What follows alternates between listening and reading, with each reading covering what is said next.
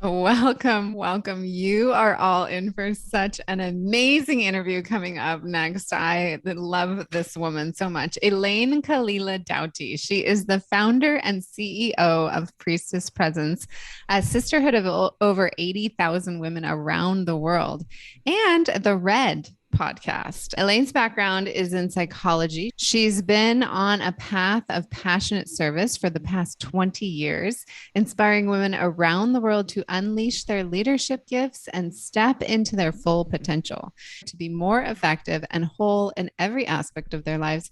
And I can really attest to this personally. I spent a year studying with Elayne, and it was such a profound and inspiring year of really just embodying all these different archetypes that were already there inside of myself and bringing them more fully into Willow as a human being in the world.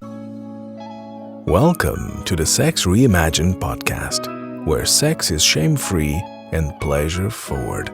Let's get into the show. I just love your work, Elayne. I'm so grateful that you're with us. Welcome, welcome. Thank you, my love. Yes. Awesome to be here. And I'm excited for the weaving of the conversation that wants to unfold during our time together, really. Yeah. Perfect. So today, I think what we're going to kind of highlight and go into is this concept of erotic presence and what it means to hold erotic presence with integrity in life, and the sort of light and shadow sides of what that means. And who better than Elayne to bring that to us? Well, where should we begin? Dive straight in. It's like a first date. Let's get to know each other. Yeah. I think what we should start with is by backing up a little bit into the whole idea of Eros and what erotic really means, because I think that for many of us, we have a very narrow viewpoint of what Eros is. We kind of understand the erotic to mean sexual, to mean pornographic, to mean, oh, we're looking at people having sex, or it's the sexual act that's erotic. And that does Eros a great disservice, because Eros is nothing to do with sexuality, truly. Eros is to do with the energy that rises up in us as desire. It is the desire that we have for life, for good food, for fine wine, for the smells of perfumes. Eros is by nature that quality that we all have within us that draws us towards something, that magnetizes us towards something that we are wishing to partake of, not even to possess, but to be touched by, to taste, to smell, to listen to be feeling with. And this quality of Eros is so absolutely gorgeous. It's an attraction, and the attraction field is for life itself. You know, the plants are full of erotic attributes. The butterflies and the bees. Have you ever seen a bee go into a flower and roll itself around in the pollen and come out and be completely saturated with pollen and nectar? That is Eros happening. The bee is attracted to that flower.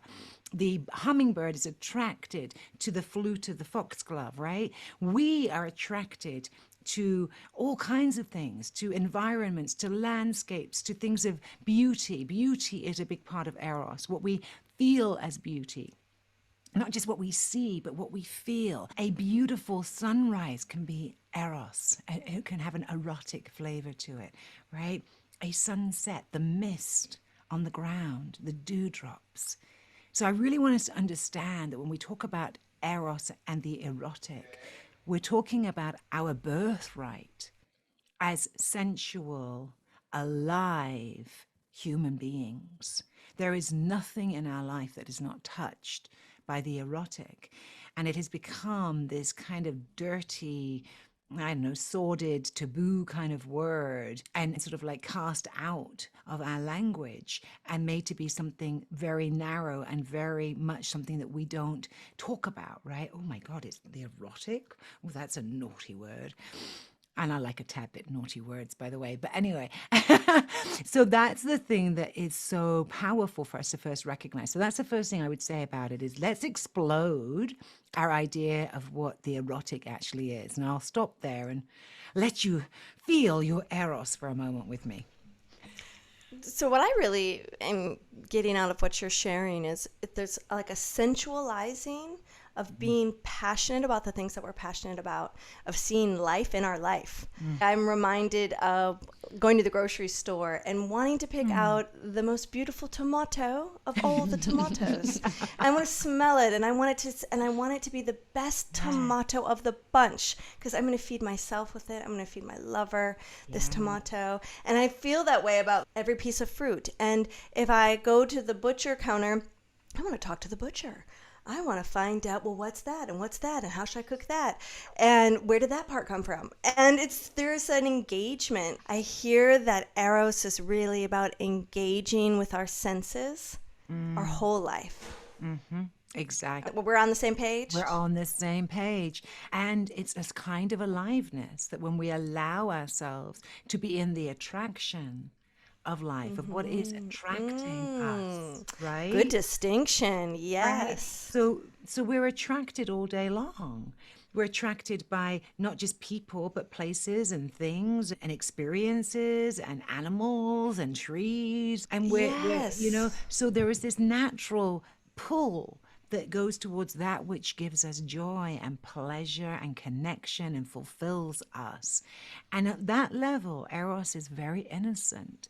There's a divine so sweet. innocence. Yes, because it's about going towards that which engages you, which is pulling towards you. The music that you like to listen to, the clothing that you want to wear, the person that you want to talk to, not just because they're hot and they're really attractive, but there's something about them that is attracting you that may have nothing to do with sex, but is an erotic attraction because it is the power of attraction at work. And yes, of course, within Eros lives passion and deep love and bondedness. Start to live our lives from a more erotically charged place that is giving permission, right, to be fully alive, to be in our aliveness around life, to go toward that which we are attracted to and desire for the experience, for nothing other than having the experience. I love that you make that distinction with attraction, because it's kind of easy to forget to put our attention on attraction for what gives us life, that feeling of aliveness, that pulse is an attractive force. I think like why this is waking me up in this moment right now is I'm just noticing, wow, it's been a lot about the to-do list. Not really about attraction. And I'm starting to learn, and you're reminding me to pay closer attention to like the mystery of attraction, and that there is flow there, there's magic there, there's purpose there, there's spontaneity there. And it feels like I'm being reminded of like, yeah, that's a part of being awake. Yeah, pay attention to attraction. And I'm not talking about something that I want to have sex with. I'm talking about like life force. I want to be like, what's attracting me? You know, like I've got figs growing. I know they're going to I'm going to eat them in the fall. You know? Right. They're going to be delicious. And what's more and erotic I'm gonna, like, than that, than communion? And it's so erotic to just watch the figs get bigger, and the leaves are all reaching for the sun right now. And it's making me want to like make a bathing suit out of the fig leaves. Like Eve in the Garden of Eden. Yeah, like oh my like, God. should I throw a party now? Yes, you know, a like fig party. this could lead me somewhere really special. I'd have love fig it. cocktails. That's exactly what I'm talking about. And when we begin to tune into that channel, like just what's going on with you right now, is you're enlivened by it. You're titillated by it. You start to get creative and spontaneous with it. And that's the presence of Eros. Eros is spontaneity. It's playful. It's imaginative. It's really the salt and of all life. It's where everything comes from. If we weren't drawn towards something and attracted towards something, why bother creating anything? Why bother do these podcasts or these offerings that you're making if you're not attracted to the subject? Or, like all the sapiophiles out there who love the mind and are attracted by and pulled to the erotic nature of the mind. It's everywhere. And when we start to attune to that, we start to play with that energy. And then life becomes much more flirtatious. And by flirtatious, I really mean there is this exchange of energy that happens that is, let me say it this way, that is mutually enhancing. I love this word that you just dropped a second ago of communing. It's like you're communing with this fig. You're becoming in communion with something so that it becomes a part of you. You become a part of it, and therefore more wholeness is created. And actually, just this might segue into the shadow and the light part of it. I just gave a client this homework assignment. Okay, the path came up in his process, right? And so go walk the path. Go find a path near your home. Walk the path. Go toward the things that like attract you, right? That is like, ooh, that's pretty over there. And just stand there and watch and listen and receive the message from that area of the path. But then also go to the part of the path that's like ugly and repulsive. And I don't really want to go over there, and just stand there and behold and see what kind of message and wisdom comes through. Beautiful. So light and shadow. So, for all of you who are listening, whether you're male, female, or however you are, wherever on the spectrum you might fall, in our wonderful moment in history right now where we're allowed to finally be exploring gender and sexual identity outside of these boxes that we've been in. Hooray! Finally, Eros is being freed. Hooray, hooray, hooray. Let's have a celebration for that. I've just done a podcast on that myself, so I'm totally tuned into that channel. Yes. So for all of us, we have got to understand that this erotic, natural, organic state of being has been, for most of us, co-opted. And it's been taken and it's been shaped around a desire of possession. I must possess you. I must try to get you to want me, or I must try to get you to want to keep me, or I must try to use my powers to seduce you so that you want me, and then perhaps I don't want you. Like, all the games that we play with erotically charged scenarios. Because what happens is when Eros comes up, there's a natural pull to come together, right? It's magnetic. It's a magnetic experience. But most of us have life experiences, usually in our childhood, around how we've done our attachments, what kinds of wounds or abuses have happened to us, how we've experienced our first sexual awakenings, whether those were wholesome or not so wholesome, whether they were tabooed, whether they were shamed. All those things go into our erotic identity, if you want to put it that way, or our erotic template. And so very few of us have a divine innocence erotic template because it's been morphed and shaped and kind of co-opted, right? So we find ourselves in situations whereby we are oftentimes using our Eros, our divine innocent Eros, to get what it is that we think we want in ways that are not integrous, in ways that are manipulative and or seductive. And that is a very big shadow in the world of how we come towards our Eros. And I want you all to think about this for a moment. I want you to think about a time in your life, and I know you've all got one, when there was somebody that you really fancied. And that's such a great English word to say, right? You really fancied him. You really want to go out with him or her or them. But you didn't believe that they would fancy you back, or you were full of that anxiety. And the games that you began to play in order to get their attention, in order to, we all know that, to try to lure their attention, to try to snare their attention, thinking all the while, though, that the wound underneath it was that I'm not wanted, or I'm not going to be desired, or it's not going to be reciprocated. So we all have some version of how we have acted out our erotic nature in less than, how could I say, less than upfront ways, right? Less than integrous ways.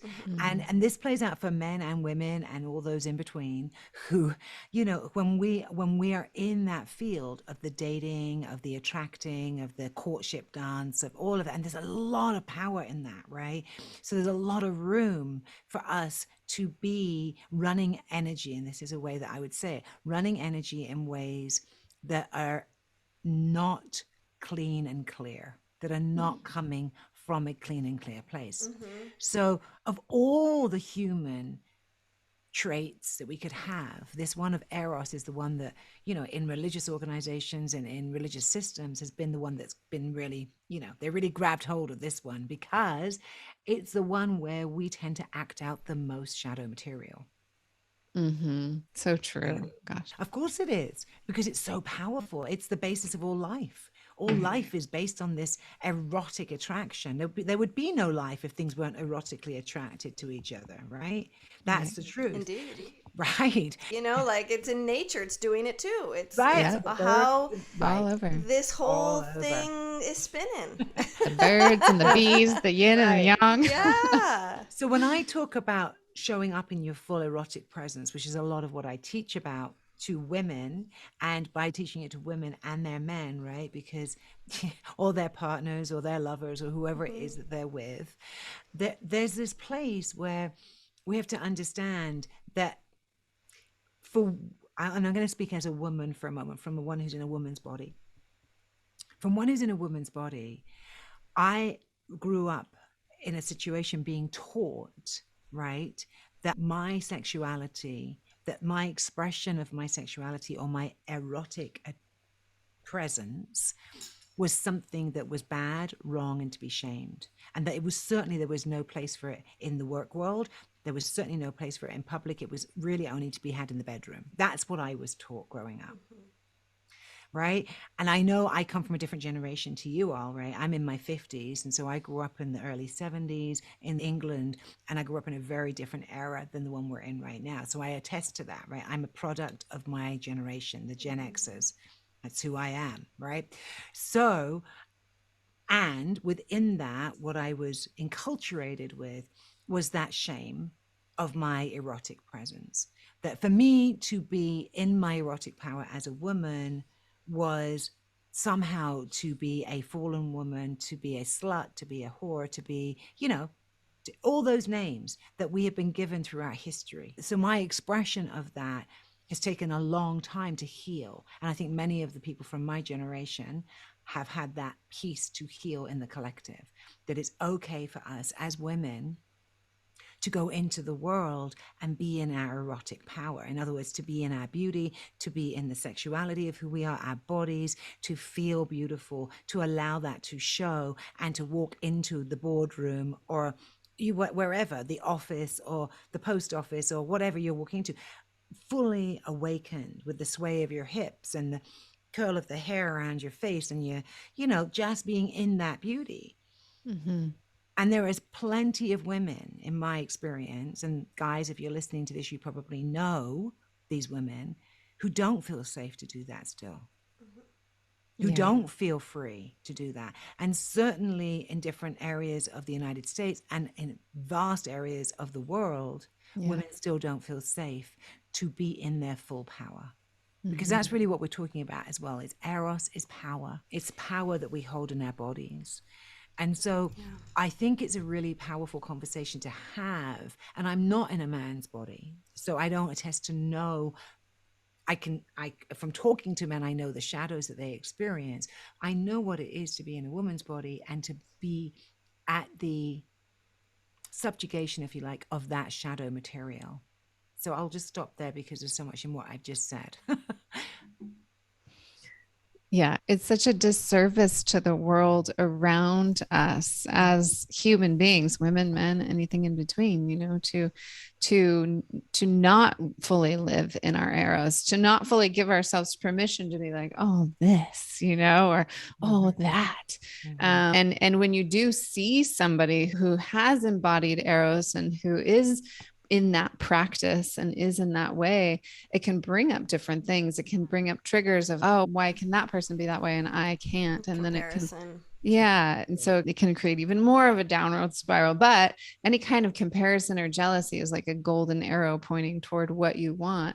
And then it also can give permission, be like, oh, well, if they can do that, then I can do that too. So it's really what perspective do you want to choose for yourself? Which direction do you want to take? Because you have choice. You have choice in this every single moment of every single day. I think it's just so fraught with confusion. As I'm looking, reflecting back on, my journey as a woman, I'm right on the edge of Gen X and millennial. And I remember so desperately wanting love and being confused that the way to get love was to be sexually attractive. So I led with sexual attraction, which never got me love. It got me laid, but it didn't get me love. Great. And so then I was living in this like false power. Well, I'm an empowered, liberated woman. I can have multiple lovers. I am sexually free because I'll have sex with whoever I want. But I don't need love. I'm independent. And so then I'm carrying the mission of like, you don't need to love me. I'll gobble you up. I'm so powerful. I take what I want. It was kind of like this opposite. I was hiding. I was wearing a mask of sexual empowerment to hide that I was desperate for love and thought I was unlovable and didn't know how to get love because no one taught me that the way to experience and have love in your life is to be yourself. So I was putting on the masks to try to get what I thought would give it to me. It was so painful. And then I get to live this story out of being used, abused, and misused by men. So now it's like, then there's that next story, and now the rage. And I'll never forget when I first started my sexual healing and studying the goddess and looking at like the archetypes, and I'm going to be Kali and I'm going to be Durga and I was so angry. I'm going to slay the egos while I get drunk and completely misbehave. I'll never forget, Elayne, I would go to the bar. I'm in my early 20s, and I literally felt like I had fireballs of sex in my hands, and I was going to throw them up in the air. Who's going to catch them? And you are not going to come out alive. I am going to take what I want. And it was like anger and rage, and I'm going to take because you've taken from me. And I'm really feel tender towards that self. And I got my ass kicked. I ended up rolling around in some poison ivy. Poison ivy from head to toe because of those fireballs of getting busy outside. Yeah, I mean, I got the smackdown. The goddess gave me my lesson, and I'm super grateful because then I had to do the hard work of going, wow, look at all of this creation. Yeah. Honey, what about love? You're missing out. There's something really, you're in so much pain. And now you're passing the pain on. And it was like such a powerful, transformative, painful, excruciating misuse of power. Oh my God. And so like that's the thing is you were sharing, it made me go, wow, yeah, there it is. And since that inflection point of going, okay, let's get honest. I want love. That's sexual power. Yeah. That's liberation, you know? At least I think. What would you say to that 24-year-old Leah? Wow. Thank you for sharing that story. It's so beautiful. And I apologize to all the men I was unconsciously throwing fireballs at. Well, and this is the thing. So Eros is love. It's a form of love. In ancient Greece, there were six names for love, and Eros was one of the names. There was, Philia, and I can't even remember them all now. Philia and Eunoia and agape. Agape, yeah. Right? There's all these different kinds of flavors of love. Storge was another one. Charis was another one. And I think what you're really talking to is the power and destruction of love, the power of the destructive face of Eros. That image of you in the bar with the two balls of fire ready to throw them at someone, and for me, that story of using my Eros, using my power to destroy really came also in my late teens and early 20s, when I started to realize, I started to wake up to the feminine. I started to become a feminist, and I started to read about goddess history, what was available to me back then. And I got really fucking mad, excuse my French, but really fucking mad at the patriarchal, at the men, and I couldn't at that point separate men out from patriarchy, which obviously I have since done. But I was horrifyingly mad to my first husband. I got married when I was 21. And I was desperately in love with this man. And I destroyed him as he destroyed me. We destroyed each other, quite frankly. We did 10 years of destroying each other in that relationship. And it was highly erotically charged. And it was coming from all of the unhealed feminine within myself, right? All of the trauma of my own past, but not just my trauma, the collective trauma of the feminine that I couldn't even name. I had no idea that I was plugged into the collective trauma of the feminine, and that was why I was so mad. So this is the dark side, right? The dark side of shadows, of Eros. And the dark side for the men, well, that's all to do with domination, manipulation, and control, and being in charge, right? And having been the masculine, having been in charge, and having been the patriarchal model and mindset of what we've been shown around attraction and desire and ownership and possession. And I always remind all of my men folk and my women folk that it's only 100 years since we've had the vote. Yeah, it wasn't that long ago. That's so true. We're talking a blip on the horizon. We're talking that women still have, in places in the world, no rights, no voice, no right to vote, no say. That women still, in many parts of the world, do not have the right to ownership of property, or to earn their own money, or to drive, or to be outside of the home, or to drive, or to have any other life other than the life that they have with their husband and their children.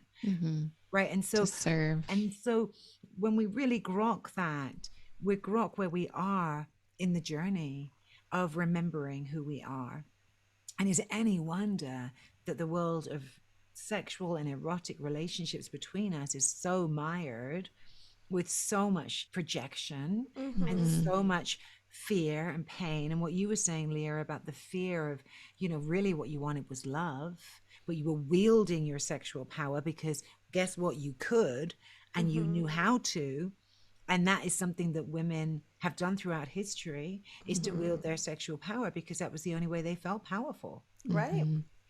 And interestingly enough, is extremely powerful energy, which is why it has been oppressed for so long and swept under the rug and put down. And don't feel that power because don't express that power. It'll get you in trouble. The fear of a woman's sexual power has been, that's wow, did that control us for a long time? The fear of female sexual power.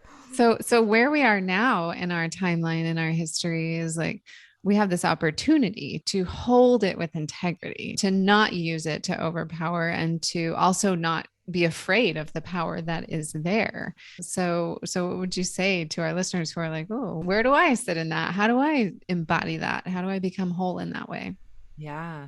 Well, I think it has to start with the question of how have you misused it? How have you, I always go to the shadow first, because those are the places that we don't want to look. That's where we want to hide out. But as you said earlier on, it also points to the gold, right? It points to the place where the growth is. And so perhaps if you're looking at your relationship history, or you're looking at your current relationship, or you wanting to get into a relationship, I would say it really behooves us to take a real kind of deep inventory with self, maybe with the help of another mirror, of another person, to actually help you see the blind spots. But who have you been inside your erotic nature? Where is your own repression and shame or judgment? What do you judge in others around their sexuality? That's a good one to take an inventory of. That's a really good one, yeah. Because when you really look at what you're projecting onto other people, like, oh, she's just full of herself, or he's just too good looking, or they're so arrogant, right? Right? All of these places. And turning literally the mirror back towards self and saying, well, how does that live within me? How am I that? Is the royal road to liberation right there? Because then you can start to look at, particularly for us as women, the place I would tell you to go as a woman is look at where you compare yourself. Look at the women that you compare yourself to and that you judge and what you judge them for. And that competition and comparison, because one of the deepest wounds to our erotic nature as women has been that we've been placed in competition and comparison with one another to undermine each other. And that goes into what I was just talking about, and I can't help but say it, which is that if you as a woman can't survive without a man, then what do? You have to secure the best man. Well, then that puts you into competition with all the other women around you to secure the best man who's going to be able to provide for you and your family. You got to use your sexual power for that. Like there's that unconscious animal survival status. Well, and that's what it's been joined to. It's been joined to our survival, and it's been manipulated and controlled, and therefore women have been, at each other and unable to be in sisterhood, which is one of the biggest things that I deal with, is women stepping into their full power, their eros, their aliveness. They're scared to do it around their sisters because they're set up a field of comparison. They don't want to be judged. They don't want to be shamed. They don't want to be in competition. They'd rather hide their power, hide their light than step out. Or they don't want to make someone else feel like less than. Exactly. And that's huge, isn't That's it? a big one. Yeah. Isn't that a huge one? It's a massive one. That's a tricky one. That I feel like I get stuck on that one sometimes, where it's like, I want to shine my biggest, brightest light, but then I don't want, I know it's going to trigger so-and-so because they haven't dealt with that shadow yet, because I know them well. And it's a tricky one to navigate sometimes. Well, I feel like we're given two choices in our conditioning as women. Oftentimes it's like, be a good girl or be a bad girl. It's like the good girl is devoid of sexuality and stays virginal and is pure, and then the bad girl is the slut, who wears her sexual energy on the outside. So we either have to tamp it down or we're overexpressed. And there is no and we do the same thing with mothers. When a woman becomes a mother, suddenly we desexualize her. And so it's this really interesting, it keeps on coming back to the Virgin Mary and the slut, and it's like, we're so much more than that. We're that and everything else. We're either in our body or we're not in our body. It's really challenging, confusing. It kind of just comes back to the confusion. I hear you. Well, it's no wonder that we get mired in when you ask people about the areas of their lives that they're most stuck or they get most challenged in, it's in the area of our intimate connections, for sure. And I think that that's the area where we get to experience all of these shadows coming up, and it gets so hard when you're in the erotic attraction to figure out whose stuff is what, and that the field of projection between you and your lover is so thick, and the idealized, and the whole idea of falling in love, and what does that even mean to fall in love, and who are you falling in love with? You're falling in love with the idealized self that the other is showing you, right? And that's not real either. But there is attraction there that's running this, that we are called to navigate, and that if navigated and held within sovereign self, in other words, if I understand that my attractiveness is not based on you being attracted to me. Let's say that again.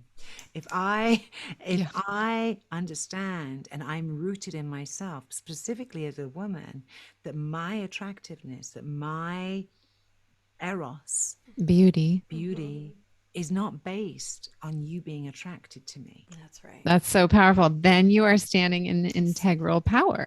Say it one more time.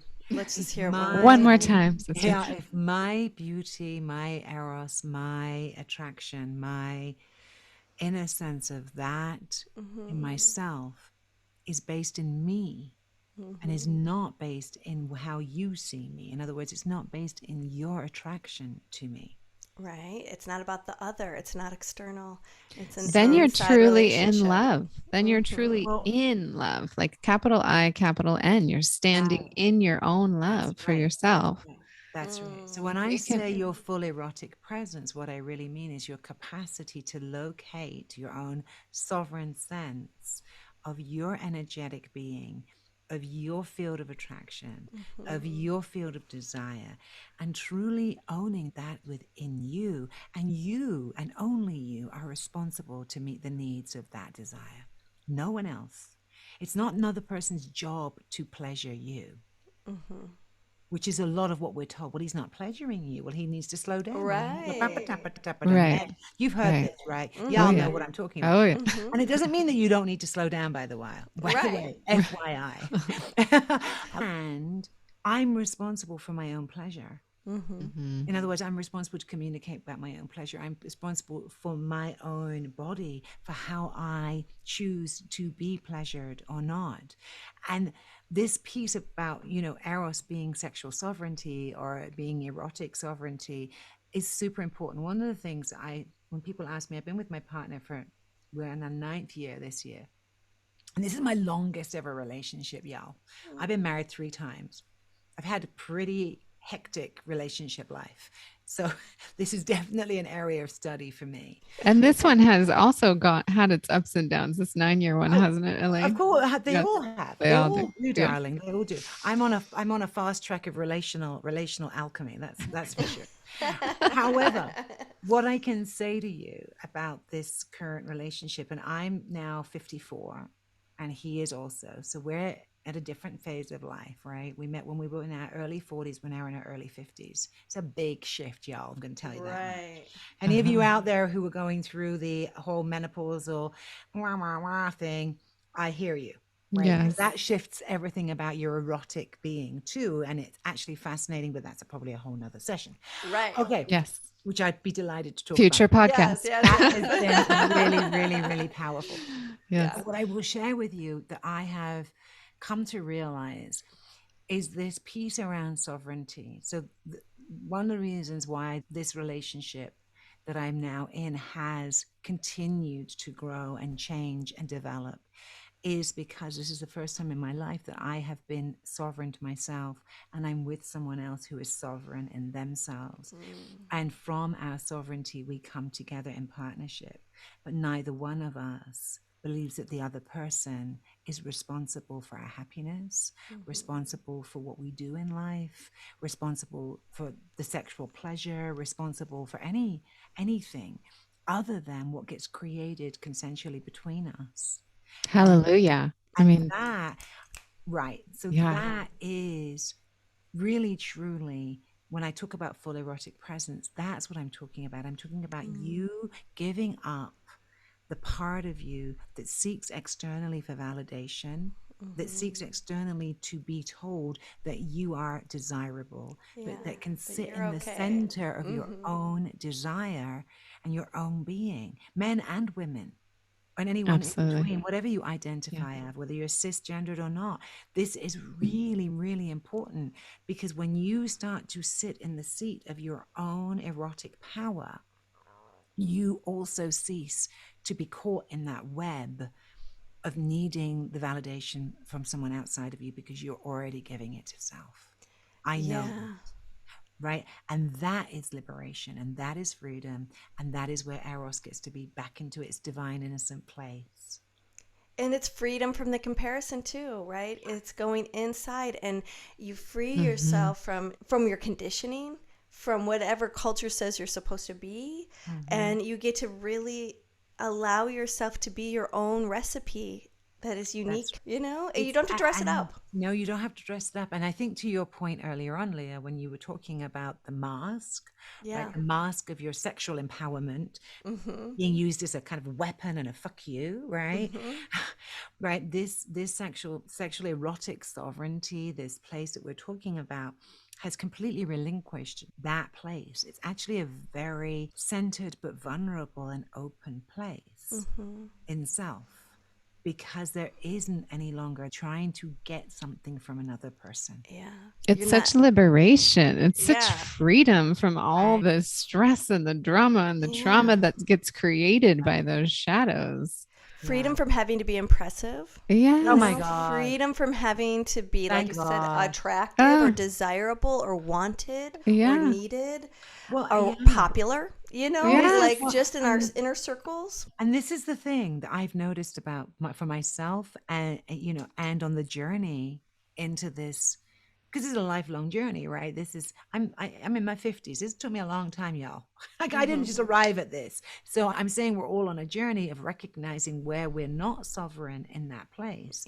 Yeah. And what I believe really happens as we reach this place inside a self, which is really about individuation. It's about self-growth, right? It's about being on a path of maturity within self.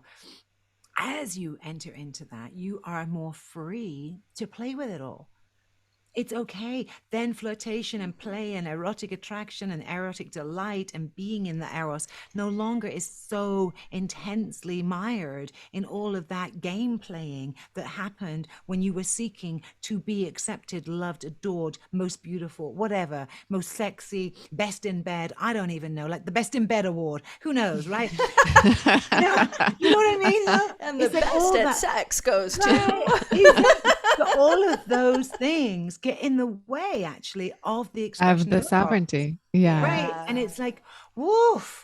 So when we're no longer coming from the wound of having to try to prove ourselves or be better than or be the best or, the whole freaking whatever, looking in the mirror and going, I am the fairest of the all, that just all of these cultural myths that we've been given about beauty and sexuality and when we reside within the truth of our erotic nature, which is connected to the earth and to the seasons and to the sky and to the deep cosmos and to the deep thundering orgasmic bliss that we can have by just looking at life and being part of life. When we detach it from being about something another person has to give us. Such a relief. What would you say to the part of us that aspires to that? That aspires to which bit? that aspires to our sovereignty, that aspires not to be caught in the external need for approval and validation, right? Because we stumble into it before we even know it, and then there's a self-attack, and we can be so hard on ourselves. And there's also a level of being accepted, being loved, being popular, of survival. We're part of the tribe. If we're part of the tribe and we're accepted into the tribe, then we survive better than if we're shunned, outcast, and on our own. Totally. Yeah. So I'll make a distinction for myself from my own work and from working with women for a long, long time. For me, there's a distinction. We're always going to want to be appreciated and adored and loved and cherished. I mean, come on. Who doesn't want that? That's the oxytocin of life. It feels good. Is part of the erotic flow. We're always going to want that. And we're relational by nature. That's who we are. We're not separate. We're connected. And it feels good to receive and give the love and the adoration and the, I mean, just an example today, I was sitting on the stool downstairs in the kitchen. My love comes back from doing all the grocery shopping for me. Oh, God bless him. And he walks into the room with a big bouquet of flowers and gives it to me. Sweet. And I'm just like, oh, right? Because I know what that means. That means he's basically saying, I really love and appreciate you. Thank you for whatever it is. And he knows that's a language of love for me. He knows that. So that point being is that we're never not going to want that. The question, is it tied into a wound in self that if we don't get it, we start to judge and shame and be angry with the other person? So if he walked in the room and didn't give me the bunch of flowers, would I then be like, well, no, you don't. And where are my flowers? Right? And that entitlement and the wounded girl in me who doesn't feel valued and doesn't feel appreciated because he forgot to buy me flowers, right? Yeah. So that is a discernment place there for us to, when that happens, to go to self and go, wow, okay, maybe I need to go buy me a bunch of flowers if I need the flowers. I mean, like what's that actually really about? And again, there's the royal road to self-development, right? Is that activation with him in the mirror just shows me a place in self that doesn't feel loved. So how can I love that part more? It sounds like that would be the same answer to when we're being really hard on ourselves. For feeling like we messed up. Of course. Right? Or we fucked up. And it's like, I did it again. When am I going to get this? Like, what's wrong with me? Like, why did I fall into that? I was so unconscious. Whatever the loop is. Oh, I know, right? Is it the same breath and going, what is it that I need from me that I'm looking for outside of myself? Yeah. I mean, from my lensing, right, all of my work is around understanding that love is the elixir, that self-love, love of self, love of the other, that love is the thing that transforms everything. And by love, I don't just mean the romantic love. I mean unconditional love that says, I'm going to love you no matter what, right? Self-forgiveness. Yeah. All the names for it. All that. And Eros is attracted to unconditional love. Eros is attracted to this field where it gets to express itself in whatever shape, form it is, right? It's not one thing. It's life force. And so I think, when it comes to our, working with the shadow, we also want to work with the light. So the other part of it is, what is it that you truly desire that you do not allow yourself to have? Good question. And where does that desire come from? What's motivating it? Mm-hmm. Mm-hmm. Because there's also shadow motivations. Well, if I get that love over there with that person, that means, we all know about the trophy wife and the trophy husband, like, all of that stuff. Like, I will, if I'm with them, then I'll become more important or whatever. It's so wonderful for any of us that are on a path of self-exploration. Relationships and the erotic attraction is so fantastic because it's never ending. Yes, it's a very deep well of wisdom to dive into inside of your own journey and your own it's a beautiful self. mess. It's a lovely. It's oftentimes a sexy, yummy, delicious hot, sexy mess. And other times it's a mess filled with grief. Good. It's so good. So good. Yeah. So Yummy, much to deep. sit and marinate in. And be with oneself and ask these deeper questions, like our underlying motivations. Where are we coming from? Are we coming from ego? Are we coming from that divine spark? Right. And that's inevitably a question that we are constantly going to be in until the day we're not here anymore. And a healthy ego is a good freaking thing. Having good boundaries, knowing what you want, what you don't want, being clear on how you communicate that, needed. Right? Ego is a good thing. And there's a relationship between the ego and the essence of who we are, and the deeper, more altruistic parts of self that are not mired in the third dimensional world in such, massive ways. So in wrapping up and closing, Elayne, a word of wisdom for our listeners who are they're on that path to finding sovereignty, to exploring that, and to really figuring out what that is for them in their own lives. What would you say? Okay, so I would really say, I'm just tuning in for a moment to really feel.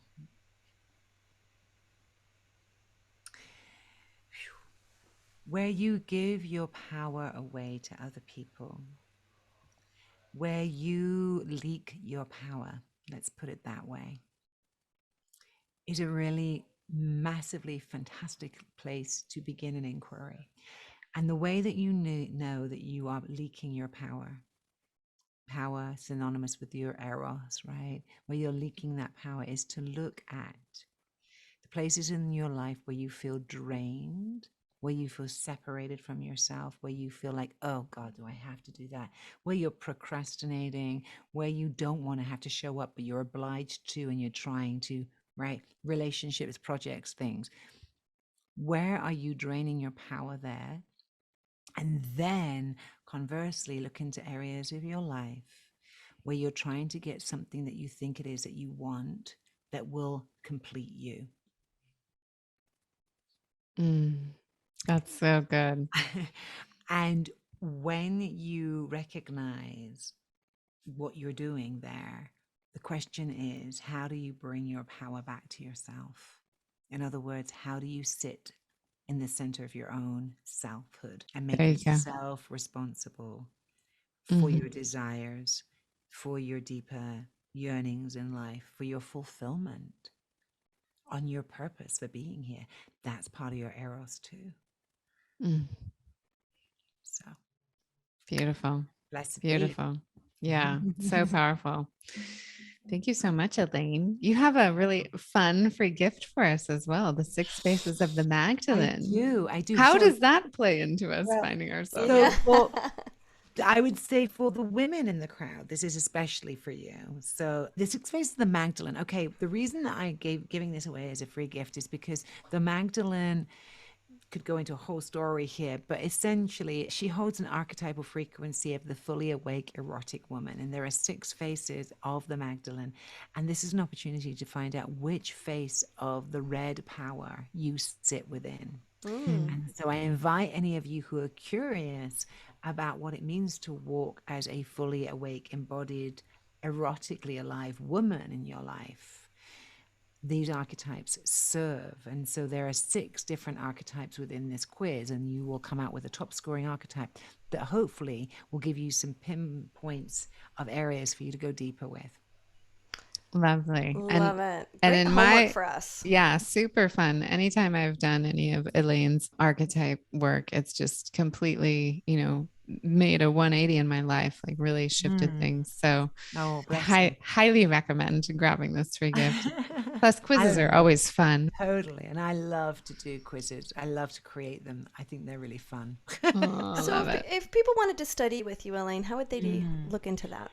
So you can find me on Instagram at Elayne Kalila or Priestess Presence, either. I have 2 different Instagrams. And on Facebook, you can find me under Priestess Presence or Elayne Kalila Doughty. Any of those places. Priestess Presence, you can just pop into your web browser. It'll come up with all kinds of places where we're hanging out. But yeah, that's basically where I'm teaching most of the time and mentoring and working with people. So yeah. Yeah. And if you take this amazing fun quiz on the Magdalens, then you will be getting all the emails to remind you of where to go and how to find Elayne. Next steps. What a blessing to be here with you both. Thank you for juicy, yummy conversation. Thank you, love. Thank you so much for coming. Helping us reimagine another world for us to what's possible co-create. With Eros. Yeah, love it. Thank you so much. Now, our favorite part, the dish.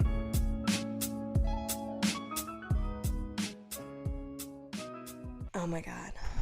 What an epic one. God, I'm so in love with her. I know. I knew you would be. Oh gosh, she's such a gem. You did know. Oh. She's just so eloquent and I don't know. She's just and regal. She's got this regality about her. Poise, the elegance, the pause. I know.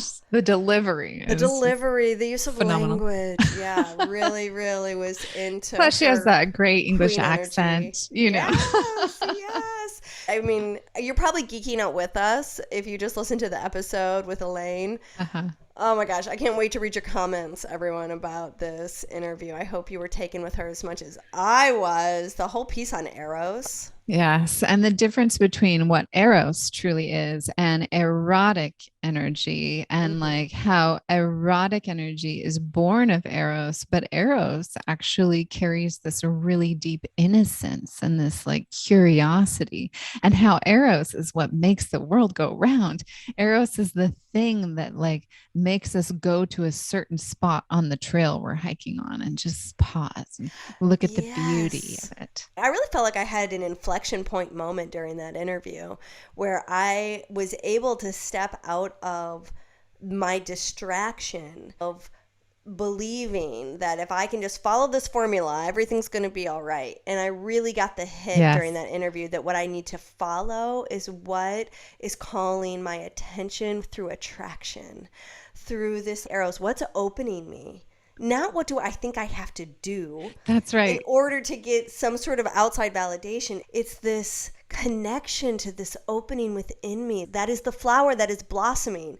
The flower that's catching my attention in the yard right now needs my attention, and I can't even know the possibilities that are going to open. That's right. Until I go follow that muse. And I want to look at life that way. I felt like that so deeply reconnected me to my feminine. And even your comment, Willow, which I thought was totally genius. You said, even something that repels us, to stay present with that and discover what that's about too. It opened my senses. It opened my imagination. It opened me to my feminine. It made me feel like I was in my body. I just had such a rich experience personally. Yeah, I know. Me too. I always do when I sit with Elayne. She really gave us such a great synopsis too of the shadow and the light. One side of Eros and the other side. There's this bright and shiny side of Eros that we all want, and we want to bring that into our sexuality and our erotic. But if we don't pay attention to that shadow side, the other side of that coin, that's what can bite us in the ass. That's what can really take us out of integrity. I mean, those are some hard lessons. Using our sexual energy to be impressive or to create status or to get something, it's like we're really misdirected. And we get so much cultural information that wants to seduce us to give into those more base, motivating kind of manipulations. Mm-hmm. Absolutely. So the final thing that I'll say that really hit home for me with this interview with Elayne was just the permission that she gave to, allow Eros to be a pleasure pathway. And even the repulsive, the shadow sides, there's pleasure in that too. So there's a lot of yin within yang and yang within yin when you're attuning your life to erotic desire and drive and following this thread of desire. Desire is not something that is going to for sure cause suffering, though it could, but it's this opportunity for you to actually discover more of who you are here to be. Sorry. Okay. That rattle wasn't going to just stop. Like trying to suppress it. Yeah. The other thing I really appreciated is that over time we are collecting wisdom and we are hopefully maturing. And I really love the example that she showed regarding her own journey of being in love and out of love and some of her personal path of relationship, and that she's in this place of true sovereignty, of really having developed her own sexual and spiritual and mystical connection to herself, so that she's who she gets to be in partnership is really whole, is really mature, is from this place of not needing outside validation, but knowing that, where that really comes from, the richest place of knowing that you're okay is an inside job. And I loved that she left us on that note. Yeah, she really brings the high priestess to the table. So, we all have that inside of us and we are all on the journey, herself included. And, everyone's in a different place on their journey and it's all really valid. So this devotion to Eros, the big thing that you can, walk away from this with is just devoting to that desire. Oh, that over there. Oh, that's interesting over there. Rather than I need to get all these things done, because that causes constriction in your nervous system. And when you go to like, oh, that thing looks interesting. And it's even just a perspective shift. Like you still need to get the checklist off, done. Yeah. But you can look at it differently. Instead of like, oh, I need to go edit that interview. You could be like, oh, that was such a great interview. I'm going to go back and like rescan and look through it, and just reclaim your perspective and how you look at things in life. Yeah. Through the lens of Eros. Yeah. So true. And I think the other gift is that when you lean into what kind of sparks that aliveness in you, the gifts that come from that, and so let's everyone just lean into the sparkle plenty. The sparkle plenty. And let us know how that interview hit home for you. We want to hear. Yeah. Love, love, love. Thanks for tuning in. If the hosts seem to know what they were talking about, that's because they do. Leah Piper is a tantric sex master coach and a positive psychology facilitator. Dr. Willow Brown is both a Chinese and functional medicine doctor and a Taoist sexology teacher. Don't forget, your comments, likes, subscribes, and suggestions matter. Let's realize this new world together.